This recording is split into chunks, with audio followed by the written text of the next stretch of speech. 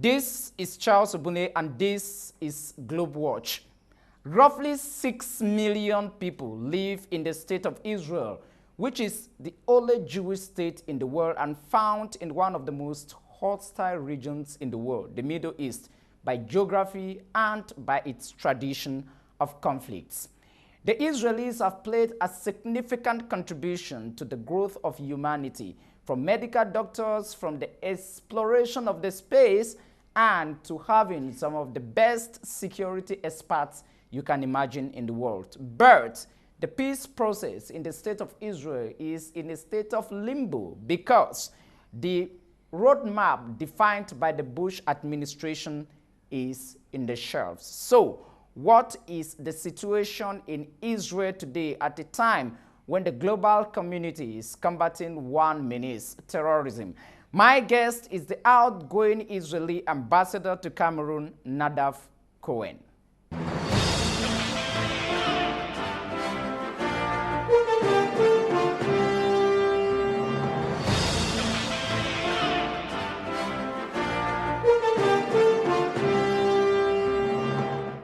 The outgoing Israeli ambassador to Cameroon, Nadav Cohen, welcome to Globe Watch. Thank you for having me here. I just want to inquire from you, of recent, there has been relative peace in Israel. What accounts for the relative calm back home? The Palestinians realized that the best way to go ahead with peaceful life is through negotiation and cooperation with Israel. Unfortunately, we see the leadership of the Palestinian Authority in West Bank try to go by unilateral steps in different international organizations, and Hamas in Gaza continue to prepare its way to attack Israel in the coming future by rockets and by attacking tunnels that go under the border into the Israeli villages and kibbutzes. You just spoke of attacks. The traditional methods of violence between Israeli and Palestinians has always been the use of firing rockets, has been gun exchanges. But this time, about 8 months ago, you people went to the technique of using machetes, knives to kill each other. Is that the newest technology to bring the other side on guards?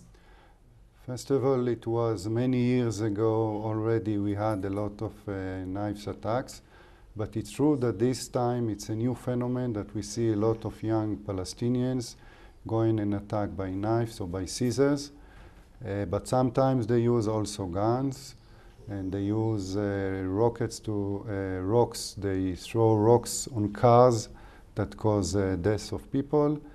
And the difference now that this is a minor group among youth, but the majority of the people that we see, they want to live in peace, they want to improve their life conditions, and we see that even in Gaza, people understand that Israel is not the cause of the problem, but Hamas, and the bad relationship between Gaza and West Bank, controlled by Palestinian Authority. It has nothing to do with Israel.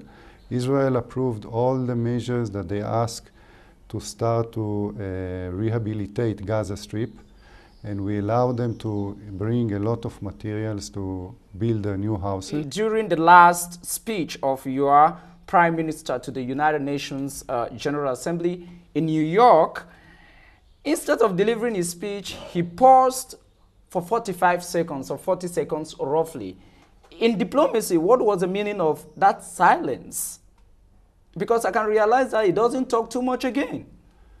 It's, this speech was, the silence is about emphasize the message, but right now we moved ahead already. Right now his new message is to the President of the Palestinian Authority, Mahmoud Abbas, to come and negotiate with him, and he told him that he can free all of his schedule for that meeting. Unfortunately, Abu Mazen preferred to go ahead to the UN, and to get unilateral resolutions. It's understandable because you continue to build settlements in Palestinian territories. You continue to practice colonization of their territories. Last week, we had the mayor of Jerusalem who was booed in the United States of America. You still continue with these traditional pre-1945, pre-1960 tactics, and the Palestinians have no other method than to use the unilateral one, which of course was the way you had independence. So why do you think they shouldn't use it? If they really want to stop the settlements buildings, as they said, we already told them that through negotiation we can solve everything. The last time I interviewed you, you told me that you are very sorry that John Kerry, the U.S. Secretary of State, had very extraordinary ideas to realize Barack Obama's dream of ending the Israeli-Palestinian conflict for once and for all. The deadlock of continuing the peace process is simply because the Israeli leadership has blocked everything. If you have learned the details in what's really going on the ground, and not by the media propaganda or media messages that are very superficial, you could learn that the Palestinians got a lot of proposals by Israel. But in the end of the day, the Palestinians continue... But you know the methods Benjamin Netanyahu used last time to win the general elections. He made very controversial statements on the eve of the elections, and that changed the minds of the electorate to keep him in office. So when you have an uncompromising prime minister like Benjamin Netanyahu, you expect nothing from Mahmoud Abbas. Netanyahu made a different statement during the campaign. What is important, what you do as a prime minister? And he offered many times, and he already sent his messengers few times to conduct discreet negotiation with Mahmoud Abbas. I can tell you from other third sources that the Palestinians who were the blame that we didn't move forward. And about John Kerry, it's a long story why, or it's a big discussion that I'm not sure we have time to explain all the reasons that this initiative failed. I can tell you one thing that it's very important to understand or to simplify this issue. I just wonder how Israel sees issues, because you are living in a region where you are the single Jewish state. All of your neighbors are Arabs, and the international community has said that the only way to ensure the security of Israel is by making sure that Israel cooperates regionally and then to look from a global perspective, global decisions. Everybody welcomed the Iranian nuclear deal, and you said no. You annoyed Barack Obama and everything is on the standstill. Why do you always stand alone when, first of all, you are already alone? Because Israel has different security interests. About 40 years ago, 50 years ago almost, Israel started to face terror like Cameroon started to face 2 years ago and Europe faced now. And we took precautious measures, and we were blamed by all other the world that we are insane the way we took our security measures in the airports, in our streets, in our borders, the way we treat Arabs or we treat Palestinians. Now everyone see that we were right. And when we look and we said we have a problem. Some accuse you of exaggerating, that your reactions are disproportionate. No. Each time there is maybe one Israeli killed in one terrorist attack, your reaction kills 700 Palestinians. No, if you look now, if you go now in every airport, including in Yaoundé, you see that now they follow the measures, the security measures that Israel started to take 50 years ago, and then we appreciated that we exaggerating our policy and our behavior. When we said no, it's because we look on our interest. And if Obama said yes, he looks from his own interest. And as a friendly countries, we can have a disagreement. It's okay, because we see the problems, the role of Iran, the negative role of Iran in Lebanon, in Syria, in Gaza, in the Gulf countries, in Yemen. And we believe that this agreement, besides the nuclear issue, also will strengthen the terror and the negative role of Iran in the region. And because all of this together, we believe that the agreement, it's not good for Israel. If the American president decided to move ahead because he has the American interest in front of his eyes. But I can tell you that since we started to raise our objection... But you, Mr. Ambassador, without interrupting you, you know that you cannot be the president of the United States of America without being supported by the Jewish lobby. IPAC and others call them. You know that Barack Obama has his records prove that is the best American president when it comes to the security of Israel, except Mossad. Your intelligence services will prove me wrong. Why do you doubt a president who has done the best in the country's 250 years of existence, something of that nature? When you have a good relationship, you feel confidence to say that you disagree with your partner. And you can see that since we start to raise our objection, the American made some amendment to the agreement. In the end of the day, the American has a wider perspective because they are superpower. We are a country that live in our region, and we see what the outcome of the Arab Springs, all the uprising in our region with the terror organization, radical organization, Islamic radical organization, the melting of the Arab countries around us. So we have different concerns sometimes that not every time it's fit with the Americans. But in the end of the day, you see that we still continue to negotiate now and for a new security agreement between Israel and US. So it means we raise our opinions, they raise their opinions, they took their own decision because they are superpower. But after that, we continue to cooperate. I don't see any problem with that. You spoke a while ago about terrorism, that the measures you took 50, 40 years ago are the ones being implemented by everybody today to counter terrorism. But it seems to me that those measures are even obsolete because despite the massive security apparatus in airports, in railways, in planes, terrorists still succeed to overcome such extraordinary technological injections in the security system. Are there any innovations that can impede their systems? Every time it's a never-ending battle. The terrorists used new methods, and we have to defend ourselves and to invent new method to contra these terror activities.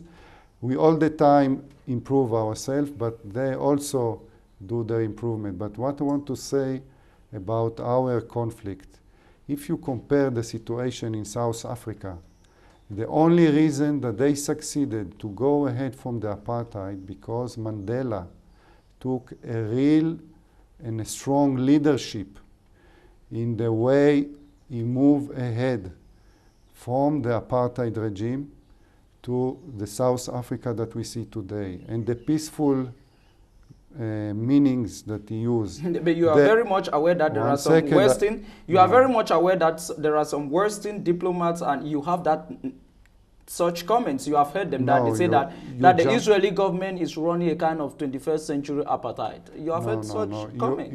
You jump into my words.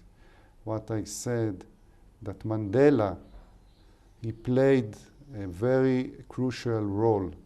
And since he decided to move ahead toward peace negotiation and peace initiative, he never turned from this way.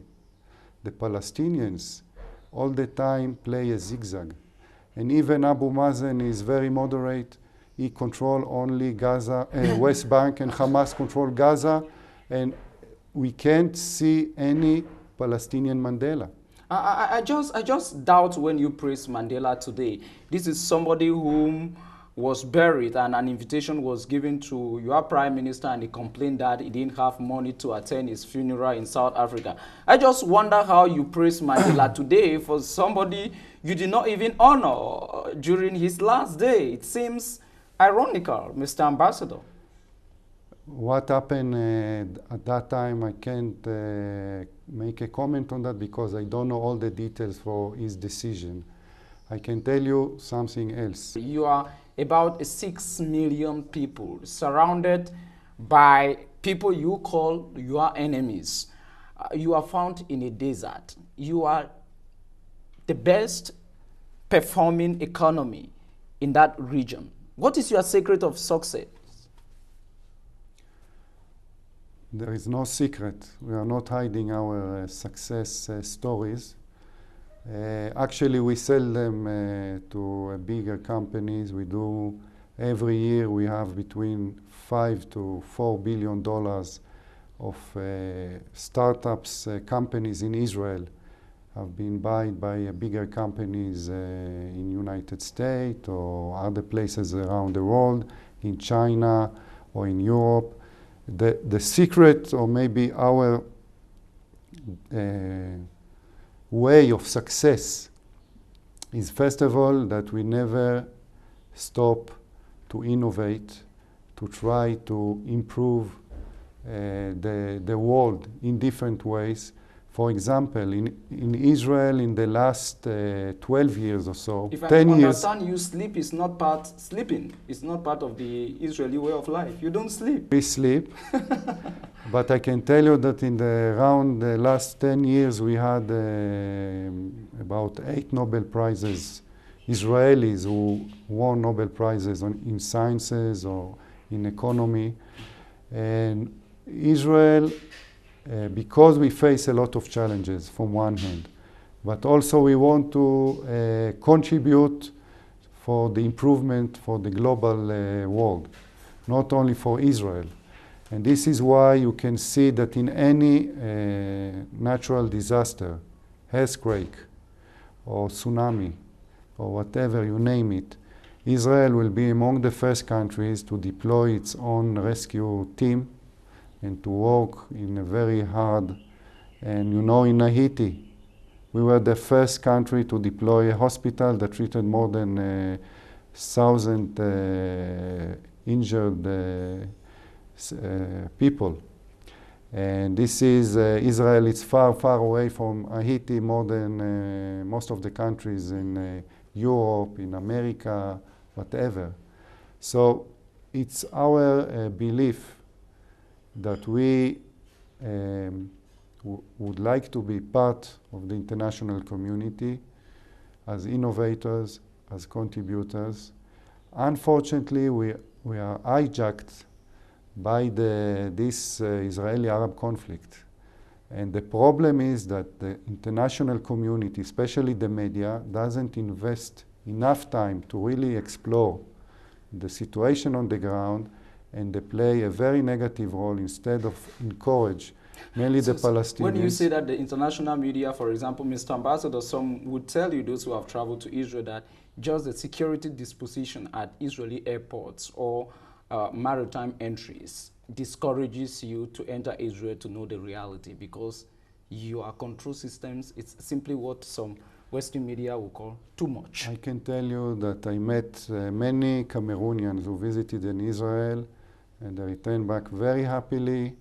They realized that there is a security, but they never felt offended because of that. They felt very comfortable. They very enjoyed from visiting Israel.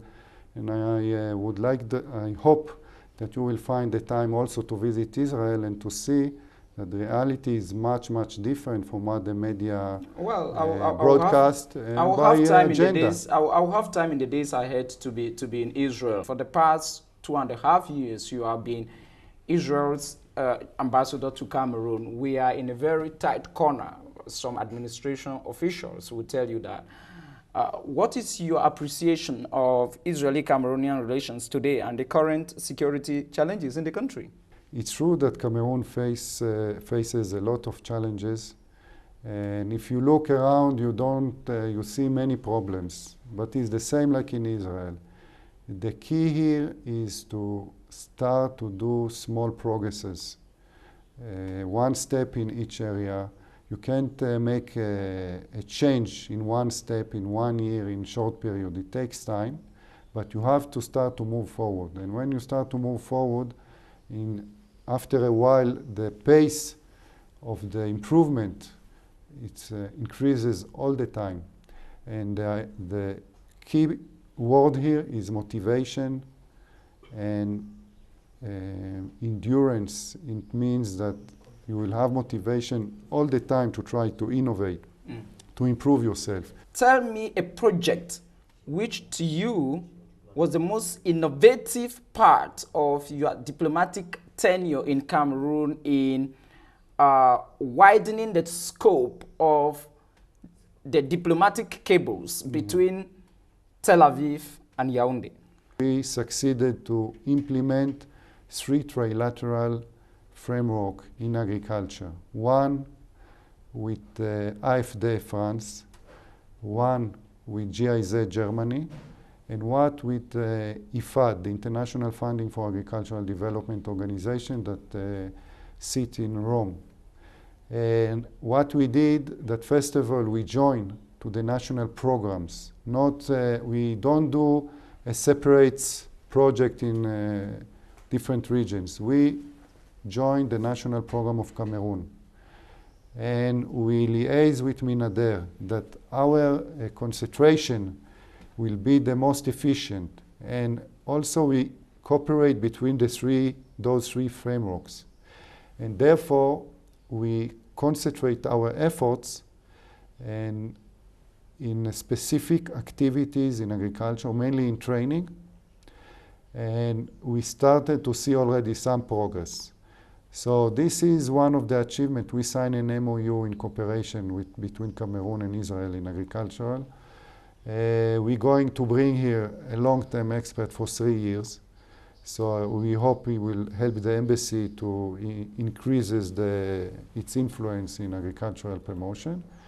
And we will continue, or I hope the embassy will continue the hard work that I did, like my predecessors. Mr. Ambassador, this is a question I usually ask diplomats when they are leaving Cameroon. When they come, they say this is a land of legendary hospitality. It is an extraordinary country, Africa in miniature, with the most searched leader in the world. But you know, when they are leaving, they make very controversial comments. What did you write as your final comments on your table, on a paper, before leaving, which will determine the perception of Cameroon by your successor? What did you write?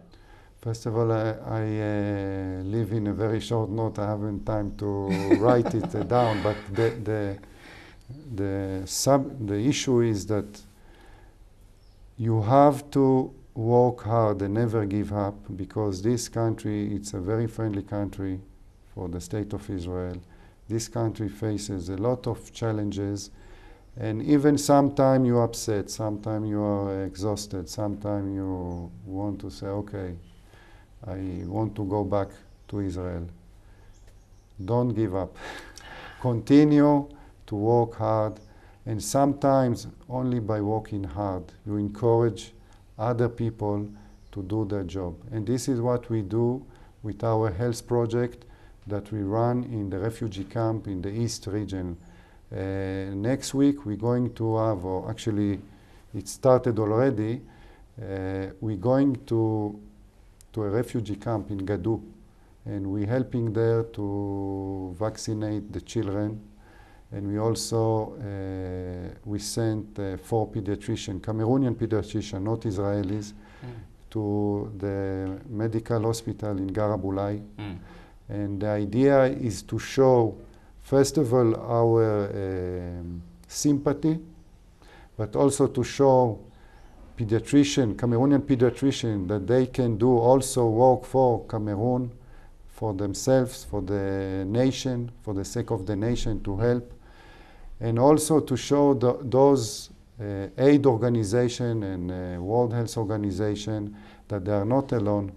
And even Israel or the Embassy of Israel can contribute like a big embassies. At least we show our sympathy and our support to Cameroon. The outgoing Israeli ambassador to Cameroon, I should tell our audience that as from now, you will not be in Cameroon, and we want to thank you very much for exceptionally granting us an interview in a very short time, and we wish you well back in your country, and Globe Watch will continue back here in Cameroon. We'll be missing you. Thank you very much for being guest on Globe Watch. It was a pleasure to be interviewed by you, like being here in Cameroon in the last 2.5 years. You're welcome. Thank you.